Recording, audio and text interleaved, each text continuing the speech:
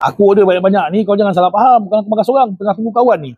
Dia ada kambing, dia ada sotong. Paling best dia, ni dia. Nasi Arab ayam seko. Semuanya di FR Steakhouse dekat Senawang.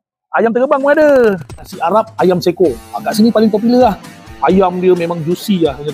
Juicy memanglah juicy. Original kat sini kau tengok ni. Lepas tu nasi Arab dia ni, gembur. Dia punya bau memang menangkap bang. Nasi goreng kambing.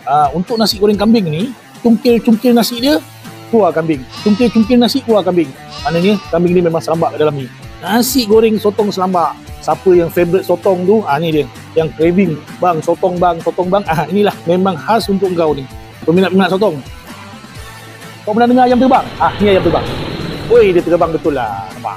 Seko bang. Garing bang, memang garing. Nak goreng ayam seko ni bukan senang tau. Yang ini memang sempurna masak dia. Dia punya garing tepung tu memang jadilah. Apa yang aku tengok dekat sini, walaupun nampak set-set macam ni kan, memang harga dia berbaloi. Portion banyak. Dia punya nasi, aroma dia tu tak kuat sangat. Dia man-man dia. Ini betul. Betul-betul respect lah. Portion yang banyak macam ni, harga dia mampu milik tu. Datang dengan family memang jimat. Air mango dan juga avocado. Dua air ni tak cukup bang. Dia nak kena dunia. Air kelapa, longan, selasih. Avocado ni boleh cantikkan kulit muka tau. Pot memang cantik ala-ala cowboy macam tu Hello geng, sudah makan ke?